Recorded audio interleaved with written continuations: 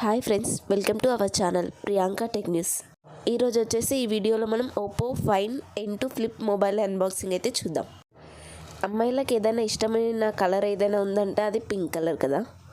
So ఈరోజు ఈ వీడియోలో మనం పింక్ కలర్ మొబైల్ని అన్బాక్సింగ్ చేద్దాం. బాక్స్ అయితే చాలా పెద్దగా ఉంది. ఫోన్ అయితే పక్కన పెట్టేసి బాక్స్లోనే ఛార్జర్ కూడా ఉంది అండ్ కేబుల్ కూడా ఉంది. ఛార్జర్ వచ్చేసి మనకి 67 వాట్ ఛార్జర్ని అయితే ఇచ్చారు. ఇంత కాస్ట్లీ మొబైల్ కొంటున్నాం కదా, ఛార్జర్ బాక్స్లో ఇవ్వకపోతే బాగోదు అనుకున్నారేమో మేబీ. ఇక్కడ ఇంకొక బాక్స్ అయితే ఉంది. ఇందులో వచ్చేసి 2 ప్రొటెక్షన్ కేసులు అయితే ఉన్నాయి. అలాగే సిమ్ తీయడానికి కావాల్సిన పిన్ కూడా ఇచ్చారు. ఒక OTA కనెక్టర్ని అయితే ఇచ్చారు. దీని ద్వారా పెన్ డ్రైవ్ లాంటివి కనెక్ట్ చేసుకోవడానికి కుదురుతుంది. ఇక మొబైల్ చూసుకున్నట్లయితే మనకి ఫ్లిప్ ఓపెన్ చేసి అయితే బాక్స్లో ఇచ్చారు. మొబైల్ అయితే చూడడానికి చాలా పొడుగా అయితే ఉంది. నార్మల్ ఫోన్ కన్నా ఈ ఫోన్ కొంచెం చూడడానికి డిఫరెంట్గా కనిపిస్తుంది. ఇక ఈ మొబైల్ వచ్చేసి పింక్ కలర్లో ఉంది. చూడడానికి అయితే చాలా అట్రాక్టివ్గా అయితే కనిపిస్తుంది. మొబైల్ని ఫోల్డ్ చేస్తున్నప్పుడు అయితే చాలా స్మూత్గా ఉంది. మరీ గట్టిగా కాకుండా స్మూత్గా ఫోల్డ్ అయిపోతుంది. ఇక బాక్స్లో ఇచ్చిన 2 బ్యాక్ కవర్స్ అయితే పైన ఒకటి కింద ఒకటి పెట్టేద్దాము. ఈ మొబైల్ హ్యాజల్ బ్లేడ్ వాళ్ళ పార్ట్నర్షిప్తో అయితే వస్తుంది.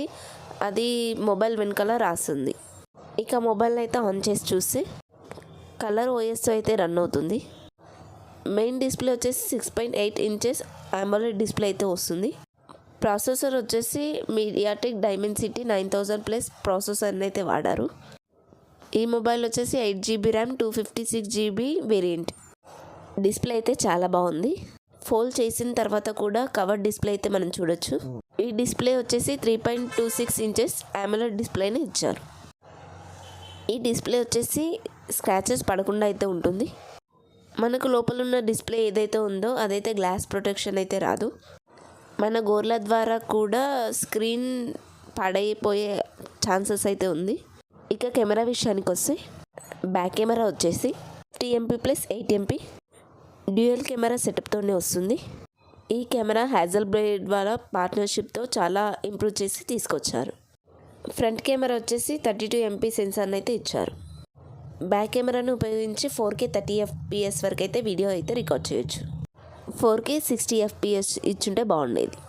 ఇక్కడ కవర్ డిస్ప్లే యూజ్ చేసి కూడా మనం సెల్ఫీ అయితే దిగొచ్చు. కవర్ డిస్ప్లేలో కొన్ని షార్ట్ కట్స్ కూడా ఇచ్చారు. కవర్ డిస్ప్లే యూజ్ చేసి ఫోటో దిగినప్పుడు మనకి ఫోటో ఈ విధంగా కనిపిస్తుంది. బ్యాక్ కెమెరా యూజ్ చేసి మనం ఎక్కువగా సెల్ఫీలు దిగడానికి ఇష్టపడతాం కాబట్టి మంచి పిక్చర్స్ అయితే తీసుకోవచ్చు. ఫోన్ని మధ్యలోకి ఫోల్డ్ చేసినప్పుడు పైన ఒక యాప్ని కింద ఒక యాప్ని 2 యాప్లను ఒకటేసారి చూడొచ్చు. ఇక ఈ ఫోన్ నెగిటివ్ చూసుకున్నట్లయితే డిస్ప్లే ఇది చాలా సున్నితమైంది. ఇక బ్యాటరీ విషయానికి వస్తే 4300 mAh బ్యాటరీ 44 వాట్ ఫాస్ట్ ఛార్జర్ని అయితే ఇచ్చారు. ఈ మొబైల్ని మడత పెడుతున్నందువలన ఎటువంటి గ్లాస్ ప్రొటెక్షన్ అయితే ఈ మొబైల్కి ఉండదు.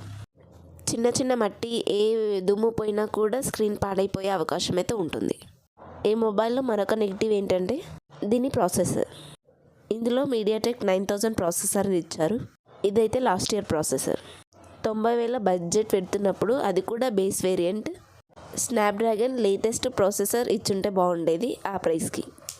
మరొక నెగిటివ్ విషయం ఏంటంటే సైడ్ ఫింగర్ ప్రింట్.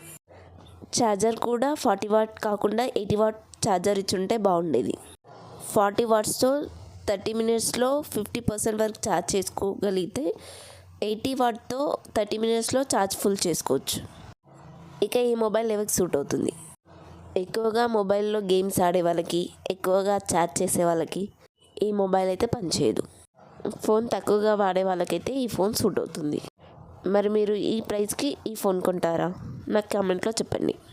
లేదంటే ఐఫోన్ కొంటారా? ఓకే ఫ్రెండ్స్, ఈరోజుకి ఇంతే. ఈ వీడియో మీకు నచ్చిందని అనుకుంటున్నాను. ఈ వీడియో కనుక మీకు నచ్చితే ఈ వీడియోకి ఒక లైక్ చేయండి అండ్ నా ఛానల్ని సబ్స్క్రైబ్ చేసుకోవడం మర్చిపోకండి ఫ్రెండ్స్. Thank you.